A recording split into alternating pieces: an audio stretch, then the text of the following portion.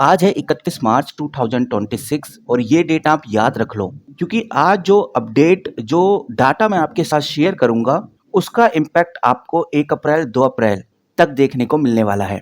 वहीं आज इस वीडियो के अंदर हम coaching Shipyard, garden Ship builder और मझगांव डॉक शिप बिल्डर को लेकर जो अपडेट्स आ रही हैं, जो खबरें आ रही हैं उसके ऊपर भी जांच पड़ताल करेंगे और जानेंगे कि अब आगे क्या होने वाला है, किस तरह की ग्रोथ हमें देखने को मिलने वाली है। अगर ग्रोथ नहीं होगी तो फिर क्या होगा, उस पर भी चर्चा करेंगे। यहाँ पर आप देख सकते हैं मैंने आपके लिए एक इम्पोर्टेंट टूल तैयार किया है जहां हम coaching Shipyard, garden Ship builder और स्टॉक नंबर 3 में मझगांव डॉक शिप बिल्डर, इन तीनों को लेकर कंपैरिजन करेंगे और जानेंगे कि अब कौन सा तेजी पकड़ने वाला है, किस कंपनी में ग्रोथ आने वाली है, कौन सी कंपनी इन तीनों में से सबसे आगे बढ़ेगी, इस पर भी चर्चा करेंगे। तो सीधा मुद्दे की बात करते हैं और सबसे पहले बात करते हैं मझगांव डॉक शिप बिल्डर को लेकर क्या वो बड़ी खबर है जो पता होनी चाहिए। मझगांव डॉक शिप बिल्डर ने आज ही एक बड़ी खबर को कंफर्म कर दिया है। उन्होंने सीधा बोला है कि भाई उनको इंडियन नेवी के साथ एक बड़ा प्रोजेक्ट यानी प्रोजेक्ट 75 के तहत एक नई सबमरीन का जो एडवांस टॉक चल रहा था, इस टॉक के अंदर ऑर्डर्स को लेने की बात चल रही थी, वो कंप्लीट हो गई है। फिलहाल बातचीत कंप्लीट हुई है, ये चीज ध्यान रखकर चलिए। अब जल्द ही हमें एक मेजर ऑर्डर भी देखने को मिलने वाला है और ये बात भी हमें ध्यान रखनी है कि 1 अप्रैल से नया फाइनेंशियल ईयर शुरू हो जाएगा, तो डिफेंस मिनिस्ट्री से बड़े ऑर्डर की अनाउंसमेंट आपको जल्द ही देखने को मिलने वाली है। यानी कहने का मतलब ये है कि 1 अप्रैल के बाद जैसे ही मार्केट खुलेगी आपको नए अनाउंसमेंट देखने को मिलने वाले हैं, जिसमें मझगांव डॉक शिप बिल्डर को सबमरीन के बड़े ऑर्डर मिलने की संभावना इधर दिखाई जा रही है। तो कहने का मतलब ये है कि इधर आपको देखने में आ रहा होगा कि मैंने मझगांव डॉक शिप बिल्डर का चार्ट खोल दिया है। तो मझगांव डॉक शिप बिल्डर का मोड कंफर्म है, यानी कंपनी को अच्छे ऑर्डर मिलने की संभावनाएं हैं। वहीं बात करते हैं कोचिंग शिपयार्ड की, और मैं आपको बताना चाहूंगा ये जो कंपनी है, यानी आपको स्क्रीन पे नजर आ रही है कोचिंग शिपयार्ड, इस कंपनी के अंदर इन्वेस्टर्स का इंटरेस्ट सबसे ज्यादा है। अब इंटरेस्ट सबसे ज्यादा क्यों है, इसके पीछे का रीजन ये है कि 1 अप्रैल से ये कंपनी फ्यूचर एंड ऑप्शन के अंदर आपको एंट्री लेती हुई नजर आएगी और जो कंपनी फ्यूचर एंड ऑप्शन के अंदर चली जाती है उसमें इन्वेस्टर्स का इंटरेस्ट बढ़ ही जाता है। यानी कि 1 अप्रैल से हम कोचिंग शिपयार्ड के फ्यूचर एंड ऑप्शन सेगमेंट देखने को मिलेंगे जहां हम ऑफिशियली भी ट्रेड कर सकते हैं और इस न्यूज की वजह से ही इस कंपनी में हमें एक अच्छी बाइंग भी देखने को मिल रही है। वहीं इस कंपनी को अभी एक यूरोपियन क्लाइंट से एक बड़ा ऑर्डर भी हाथ में लगने वाला है। साथ ही इन कंपनी का फोकस भी ये है कि ये अब ग्रीन हाइड्रोजन पावर से चलने वाले जो भी शिप है उनको मैन्युफैक्चर करें। तो कहने का मतलब यह है कि भाई कोचिंग शिपयार्ड में भी माहौल गर्म है, पॉजिटिव है और इन्वेस्टर्स की नजर कोचिंग शिपयार्ड पर भी है। अब बात करते हैं अगली कंपनी यानी कि गार्डन शिप बिल्डर। देखो ये बात बिल्कुल सही है कि गार्डन शिप बिल्डर ने पिछले कुछ महीनों में अंडर परफॉर्म किया है, लेकिन अब हल्की हल्की इस कंपनी में भी रिकवरी देखने को मिल रही है और कह सकते हैं कि गार्डन शिप बिल्डर ने एक्सपोर्ट मार्केट में बहुत अच्छा खासा ब्रेकआउट किया है, क्योंकि देखने में आ रहा है कि उन्होंने साउथ एशिया जैसे देशों में अपने पेट्रोल बोट्स को सप्लाई किया है, एक ऑर्डर जीता है। तो कहने का मतलब ये है कि गार्डन शिप बिल्डर अभी फिलहाल फीका चल रहा है, लेकिन क्वार्टरली रिजल्ट इस कंपनी के बहुत शानदार रहते हैं। गार्डन शिप बिल्डर एक ऐसी कंपनी है जो वॉरशिप बनाने में सबसे आगे है और इस कंपनी के वॉरशिप काफी ज्यादा आज के टाइम पे जाने जा रहे हैं। यही रीजन है कि क्वार्टर 3 में गार्डन शिप बिल्डर ने अच्छा परफॉर्म किया था। अब क्वार्टर 4 जल्दी आपको देखने को मिलने वाले हैं और इसका इंतजार हर इन्वेस्टर को है। तो कहने का मतलब ये है कि गार्डन शिप बिल्डर के अंदर भी हमें पॉजिटिव माहौल देखने को मिल रहा है, इन्वेस्टर की नजर गार्डन शिप बिल्डर पर भी है। तो ये तो हो गया गाइस तीनों कंपनीज का डेटा। नाउ अब डिस्कस करते हैं प्रमोटर होल्डिंग की, जो कि सबसे जरूरी है। इससे ये आइडिया लग जाता है कि बेसिकली इन्वेस्टर्स हैं, जो कंपनी का मैनेजमेंट है, जो एफआईआई है, जो डीआईआई है, वो कितना इन्वेस्टेड है, क्या वो इंटरेस्ट दिखा रहा है, और दिखा रहा है तो इन तीनों कंपनीज में किसमें सबसे ज्यादा इंटरेस्टेड है।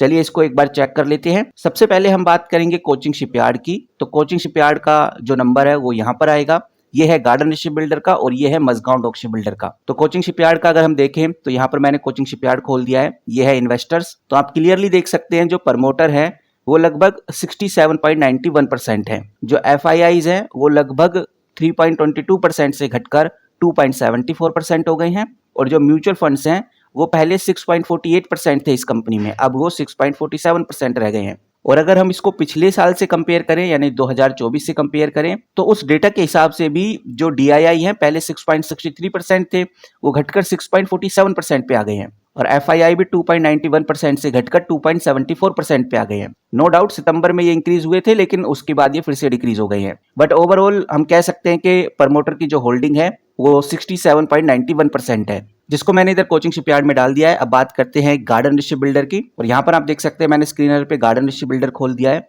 अगर मैं इन्वेस्टर पे चलता हूं तो यहाँ पर आप देखेंगे तो जो प्रमोटर है वो 74.50% है, एक बहुत बड़ा नंबर है प्रमोटर का। FII अगर आप देखेंगे तो 3.26% से घटकर 2.96% पे आ गए हैं। पहले FII अगर आप देखेंगे 5.33% थे, यानी कि FII कंटिन्यू डिक्रीज होते हुए नजर आ रहे हैं। वहीं अगर हम म्यूचुअल फंड्स पे आ जाए यानी DII पे आ जाए तो DII भी कंटिन्यू डिक्रीज होते हुए नजर आ रहे हैं। तो वैसे तो देखा जाए तो FII DII इस कंपनी से भी निकल रहे हैं, बट ओवरऑल जैसा मैंने आपको बताया था हम प्रमोटर्स चेक करेंगे तो प्रमोटर 74.50% है, यानी गार्डन ऋषि बिल्डर में प्रमोटर्स का नंबर आप क्लियरली ज्यादा देख सकते हैं। उसके बाद आ जाते हैं मजगांव डॉक शिप बिल्डर पर। ये रहा Mazagon Dock Ship Builder, screener पे मैंने खोला हुआ है। इन्वेस्टर्स के अंदर चलते हैं तो मजगांव डॉक शिप बिल्डर में प्रमोटर्स सबसे ज्यादा है 81.22%। FII अगर आप देखेंगे तो FII 1.80% है, पहले वो 1.97% थे और उससे पहले वो 2.57% थे, यानी कंटिन्यू FII डिक्रीज होते हुए नजर आ रहे हैं। वहीं अगर हम म्यूचुअल फंड्स की बात करें तो पहले 5.21% थे, फिर वो थोड़े से बड़े 5.65% हुए और अभी वो 5.37% हैं। बट ओवरऑल जैसा मैंने आपको बताया हम कंपैरिजन के लिए प्रमोटर्स को लेंगे और प्रमोटर इस कंपनी में अभी तक सबसे ज्यादा है, लगभग 81.22%। तो जैसे ही मैंने इस नंबर को डाला तो आप समझ सकते हैं, बहुत क्लियर नजर आ रहा है कि अभी तक मजगांव डॉक शिप बिल्डर में प्रमोटर होल्डिंग ज्यादा है। अब बात करते हैं फ्री कैश फ्लो की। ये रहा फ्री कैश फ्लो। इससे ये आइडिया लग जाता है कि बेसिकली कंपनी कमा रही है तो कितना कमा रही है, क्या इतना कंपनी कमा पा रही है कि कल को कोई क्राइसिस आ जाए, कोई प्रॉब्लम आ जाए, क्योंकि आजकल वर्ल्ड वॉर की वजह से और कुछ भी रैंडम हो जाता है मार्केट में। इस सिचुएशन को देखते हुए जिन कंपनीज के पास फ्री कैश फ्लो ज्यादा है वो आगे सर्वाइव कर जाती हैं। तो वन बाय वन करके समझते हैं कि फ्री कैश फ्लो किसके पास ज्यादा है। सबसे पहले बात करेंगे कोचिंग शिपयार्ड की, तो ये रहा कोचिंग शिपयार्ड और फ्री कैश फ्लो आप क्लियरली देख सकते हैं माइनस में चल रहा है इस कंपनी का फ्री कैश फ्लो। और वहीं अगर बात करें गार्डन ऋषि बिल्डर की तो गार्डन ऋषि बिल्डर का फ्री कैश फ्लो आप इधर देख सकते हैं, ये भी माइनस में है, वो भी 51 करोड़। और अगर हम मजगांव डॉक शिप बिल्डर की बात करें तो मजगांव डॉक शिप बिल्डर का फ्री कैश फ्लो है पॉजिटिव, यानी Cochin Shipyard Garden Reach Builder का फ्री कैश फ्लो नेगेटिव है, but Mazagon Dock Ship Builder का फ्री कैश फ्लो है पॉजिटिव। तो मैं सभी नंबर्स को डाल देता हूँ। ये है मजगांव डॉक शिप बिल्डर का फ्री कैश फ्लो, और ये है गार्डन ऋषि बिल्डर, और ये है कोचिंग शिपयार्ड। कोचिंग शिपयार्ड का भी डाल देते हैं हम। तो गाइस फ्री कैश फ्लो भी हो चुका है और फ्री कैश फ्लो में भी मजगांव डॉक शिप बिल्डर आगे निकलती हुई नजर आ रही है। अब बात करते हैं डेट टू इक्विटी की, यानी किस कंपनी के ऊपर कितना कर्ज है। ज्यादा कर्ज होगा तो सर्वाइव नहीं कर पाएगी, कम कर्ज होगा तो इजीली कंपनी आगे सर्वाइव कर पाएगी। तो डेट टू इक्विटी चेक करेंगे वन बाय वन करके, और सबसे पहले बात करते हैं कोचिंग शिपयार्ड की। कोचिंग शिपयार्ड ये रहा स्क्रीन पे, और डेट टू इक्विटी अगर आप देखेंगे तो लगभग 0.18 है, यानी कि ना के बराबर ही है, जीरो के पास ही है। अगर हम गार्डन ऋषि बिल्डर की बात करें तो ये रहा गार्डन ऋषि बिल्डर, और इसकी डेट टू इक्विटी आप देखिए लगभग 0.01 है। वहीं बात करें मजगांव डॉक शिप बिल्डर की तो मजगांव डॉक शिप बिल्डर की डेट टू इक्विटी तो जीरो है, 0.01 भी नहीं है, यानी इस केस में भी मजगांव डॉक शिप बिल्डर हमें आगे बढ़ता हुआ नजर आ रहा है। तो ये है मजगांव डॉक शिप बिल्डर, और गार्डन ऋषि बिल्डर की भी मैं डेट टू इक्विटी इधर डाल देता हूँ। और ये है कोचिंग शिपयार्ड, और कोचिंग शिपयार्ड की डेट टू इक्विटी भी डालने के बाद साफ नजर आता है मजगांव डॉक शिप बिल्डर अभी ग्रीन में है। नाउ अब बात करते हैं गाइज रिजर्व एंड सरप्लस की, यानी किस कंपनी के पास अच्छा खासा अमाउंट रिजर्व में पड़ा हुआ है।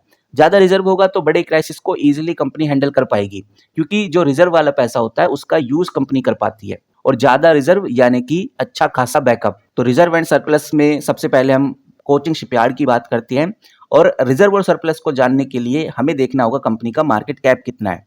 31,000 करोड़ की कंपनी है, तो इस कंपनी के पास 50% तो रिजर्व होना चाहिए। 31,000 करोड़ का अगर 50% निकाले तो वो लगभग 15 से 16,000 करोड़ के आसपास आता है। अगर 15 से 16,000 करोड़ का रिजर्व भी नहीं है तो 10,000 करोड़ का भी रिजर्व कंपनी के पास है, तो अच्छा खासा रिजर्व है। तो चलिए अब देखते हैं कि कंपनी के पास रिजर्व बेसिकली है कितना।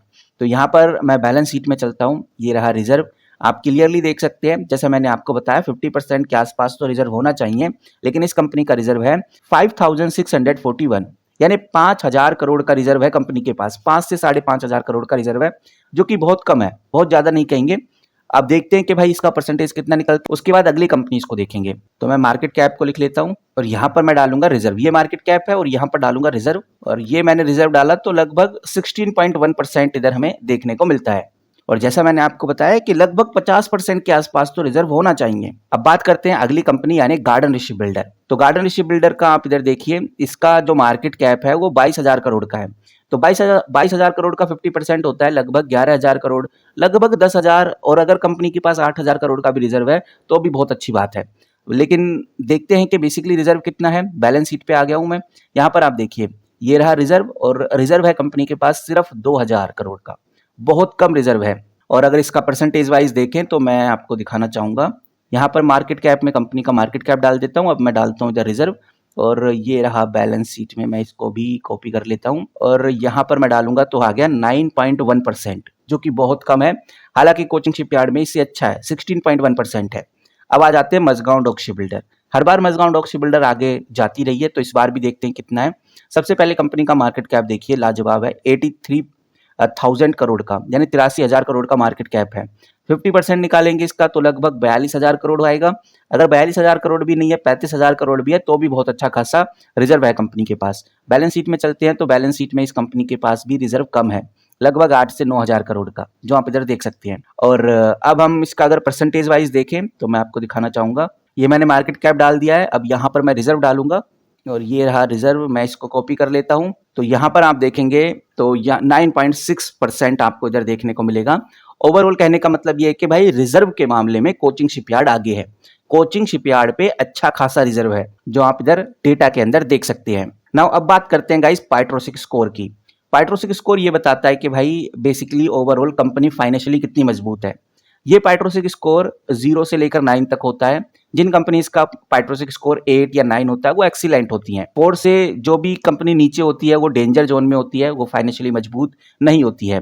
तो पाइट्रोसिक स्कोर 1 बाय 1 करके चेकआउट करते हैं। और सबसे पहले हम बात करेंगे कोचिंग शिपयार्ड की। तो कोचिंग शिपयार्ड का पाइट्रोसिक स्कोर ये रहा आपकी स्क्रीन पे, और ये सबसे नीचे आपको देखने को मिल रहा है 4, यानी कि डेंजर जोन से बहुत पास है, लेकिन डेंजर जोन में नहीं है। अगर हम गार्डन शिप बिल्डर के पाइट्रोसिक स्कोर की बात करें तो यहाँ पर ये कंपनी लाजवाब है।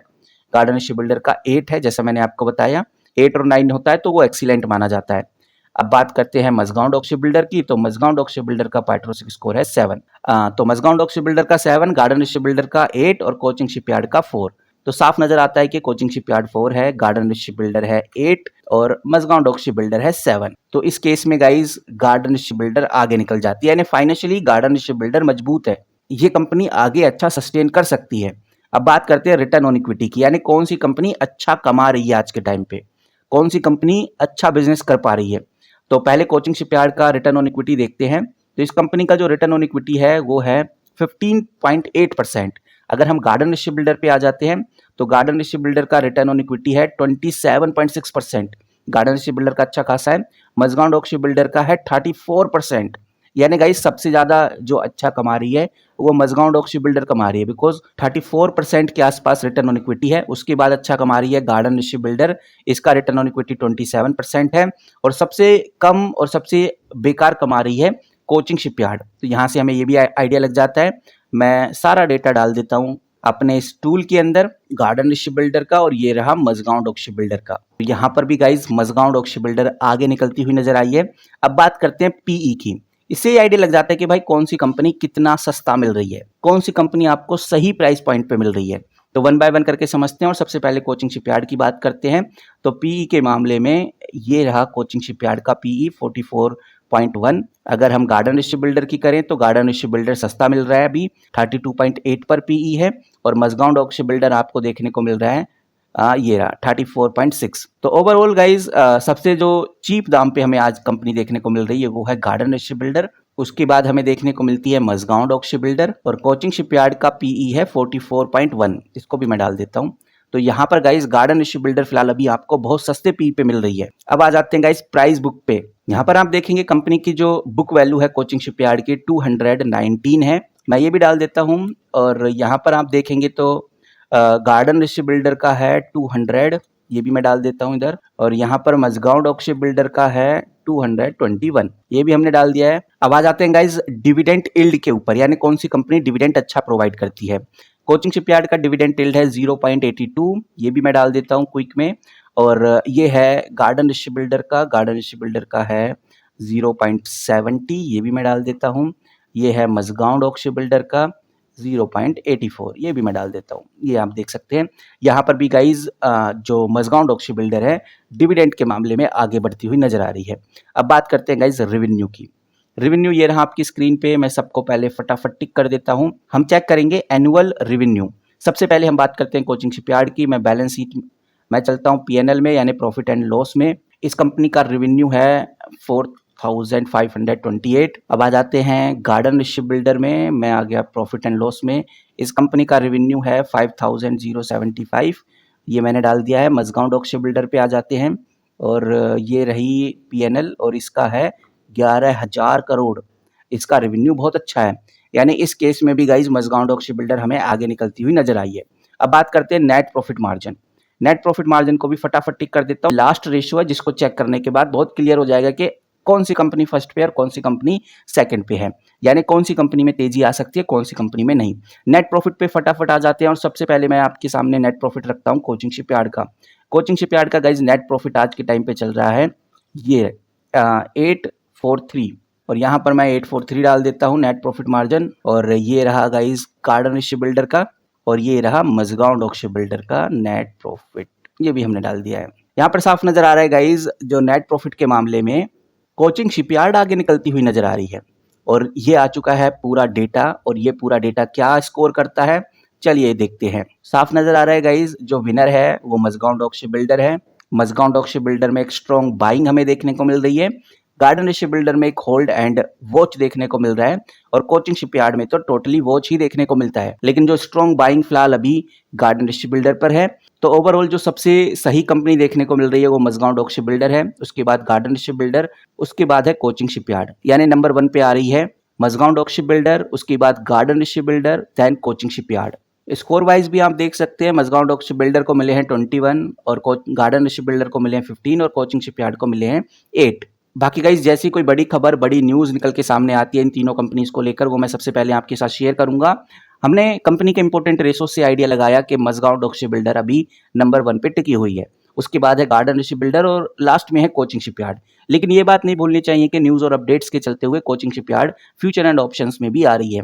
तो ओवरऑल भाई तीनों कंपनीज में आगे हमें एक अच्छा सिग्नल देखने को मिल सकता है। तो मिलते हैं किसी नई वीडियो के साथ, तब तक के लिए take care and good bye.